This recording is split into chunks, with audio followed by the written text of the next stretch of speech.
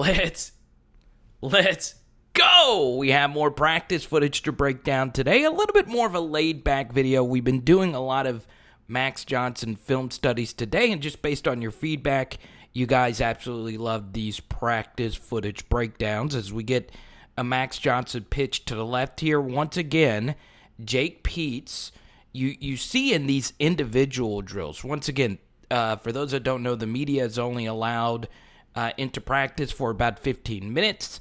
And you see with these drills, Jake Peetz is normally working with the running backs more so than any other position along with the quarterback. So for those that don't know, when you're the offensive coordinator, more often than not, you are also the quarterback's coach. But just based on what we saw in the spring, along with what we're seeing in the fall, Jake Peetz, the former running backs coach for the Carolina Panthers, who worked a lot with Christian McCaffrey, he understands that the quarterback-running back chemistry is absolutely imperative.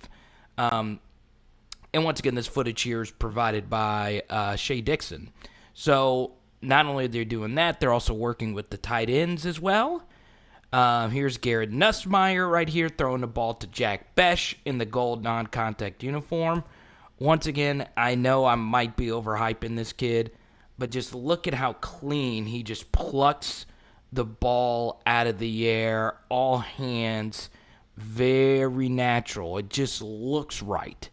So obviously, here he is coming out of the three-point stance, which is something that's new for him, still catching the ball fine. So once again, this is just practice footage. Jack Besh getting 1 foot in bounds here after this cut. It just goes to show you that this kid is really good. They're going to need him year one. His foot was on the line there, so obviously it wouldn't have counted. But still, you see his awareness trying to get that foot in bounds. Cole Taylor looks like just a thicker human being. I know that's kind of a weird thing to say. So, obviously, if you want to check out all our Max Johnson film studies and playlist, we'll link them down below. Once again, it's Jack Besh making a really good catch. And a lot of you like this practice footage, which is really good. But at the same time, we still have to take into account that the game film studies are more important. So we'll link the playlist, every Max Johnson film study that we've done over the past week or so. And you see what LSU has decided to do is Max Johnson and Garrett Nussmeier working mostly with the starting tight ends here, and that is Cole Taylor, Jack Besh, and Jack Mashburn. So these are the 3 tight ends we're seeing most of the work here with the ones as well. So you see the backup quarterbacks and the walk-ons working with mostly these walk-ons here, but the 3 tight ends getting the first-team reps in this individual drill, building this chemistry. That's been a buzzword around the LSU building. You see Jack Besh getting a lot of coaching here from Jake Peetz as well. So this is obviously just, lots of individual drills. Not really all that exciting, but, you kind of get excited for the season. So here's this rep. Here's Jake Peetz playing Jack Besh in off coverage, and this is obviously Jack Besh working out of the slot in a 2-point stance, which is something he's, known for. That's what his strong suit actually is.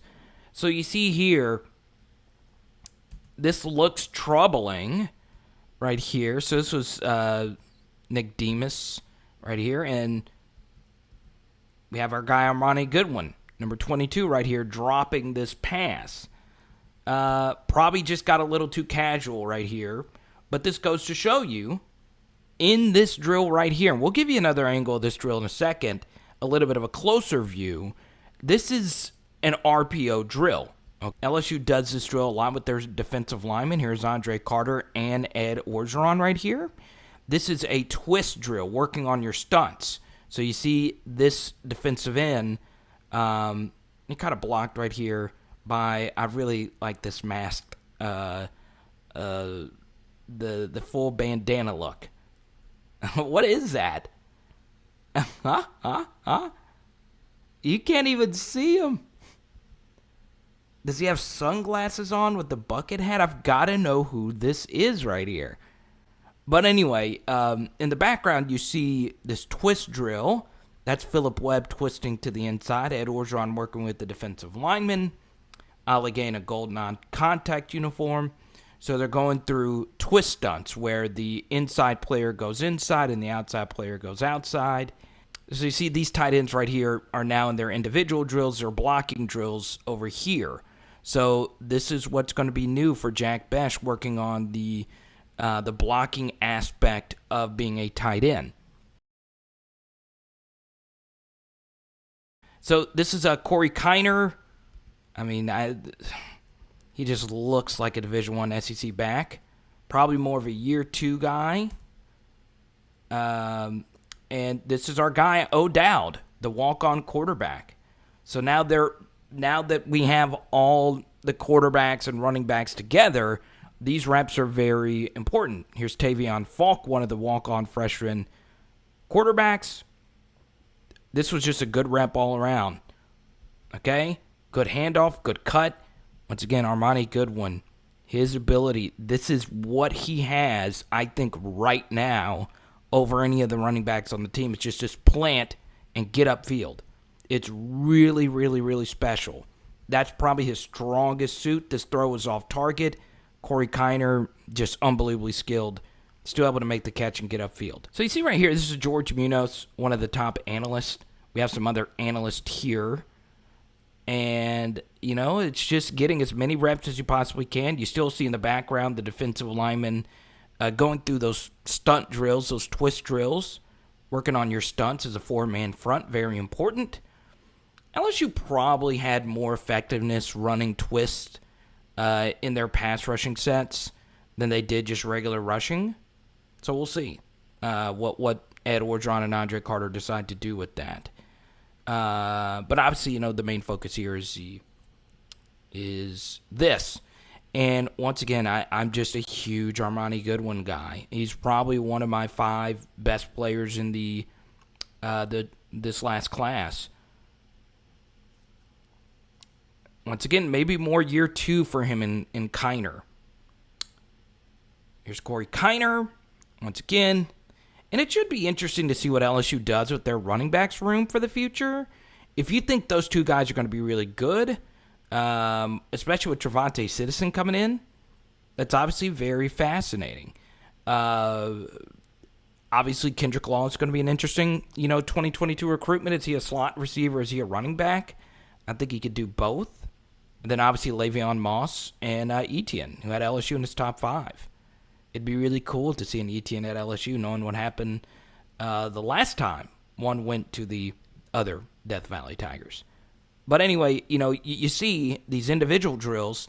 I understand it could be a little monotonous and a little boring, but, for those that don't know, practice becomes a little bit more detailed as things move along. And once again, the media is only available to see the individual drills part of practice.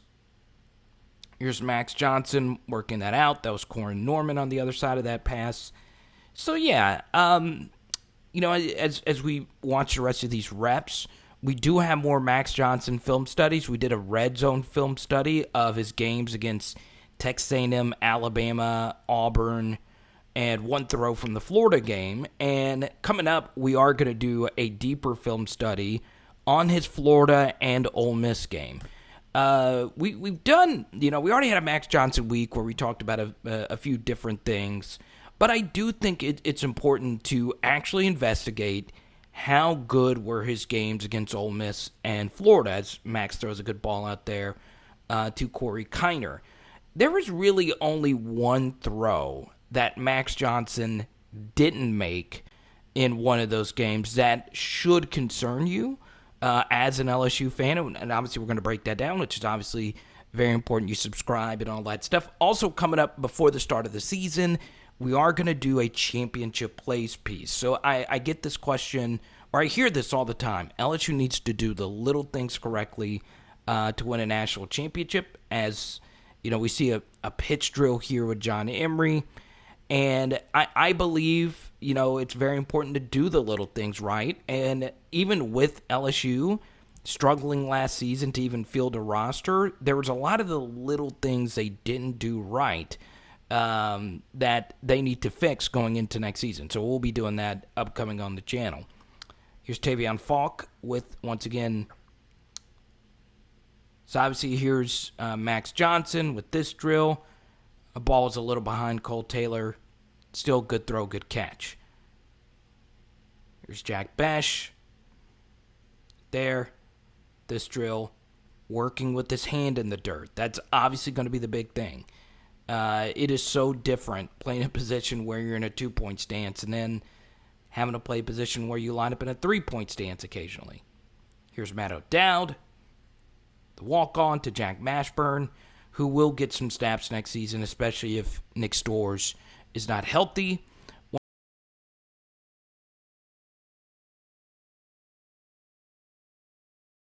So good throw right there to Cole Taylor.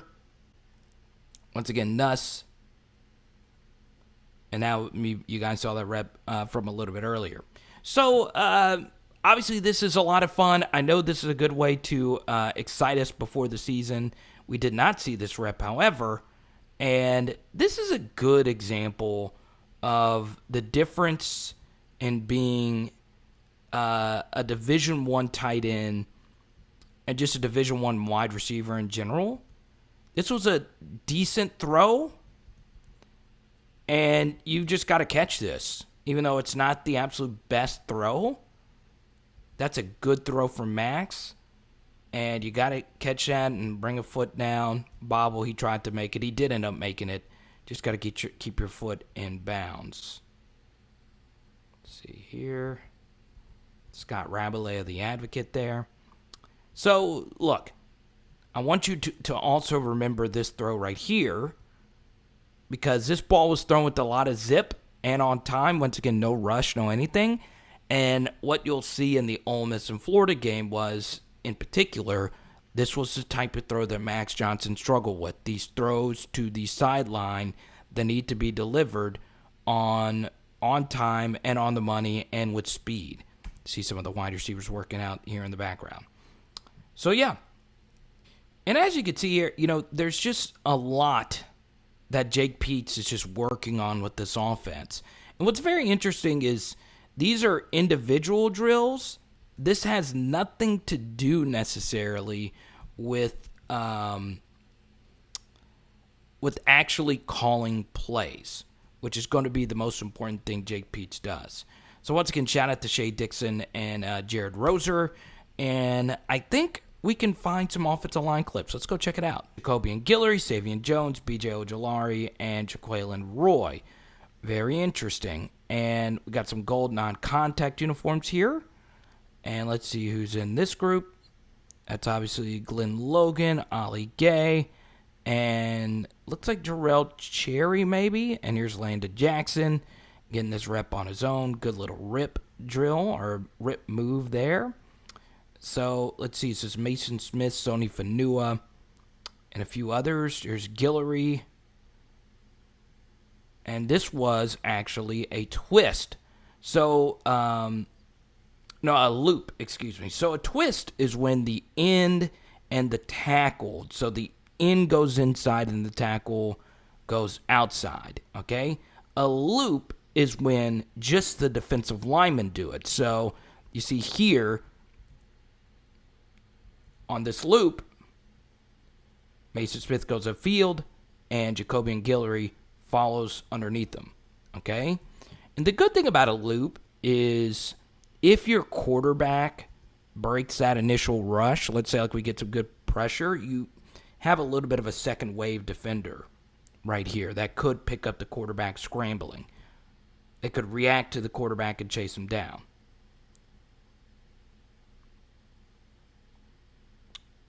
So there we go, getting a lot of reps here. That was the first real good look. Bryce Langston, number 81. And why is it important that we highlight Bryce Langston right here? Well, if you go look at Bryce Langston, a lot of you are really high on him. The thing that's going to be interesting is this is him at defensive tackle here. In high school, he played the standing defensive end in a 3-4. So he played essentially the position that Kayvon Chason played in the Aranda defense. And obviously, going from there to playing this position is different. And then you have Xavier Carter, who's also a true freshman. And this is Phillip Webb, who is going into year 2 of his development from the class of 2020. And here's Landon Jackson going by himself. Same thing here. Look at Ed Orgeron. He is livid at somebody. Not playing the audio. It must have been the rep here. And this is Mason Smith working with the ones.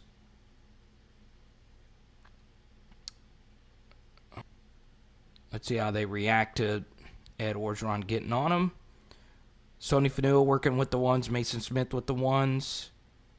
Neil Farrell and Andre Anthony. Once again, this is just a drill.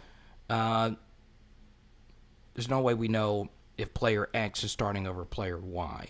And this is just pass rush, release, and all of that. So now we get to the most important part here, okay?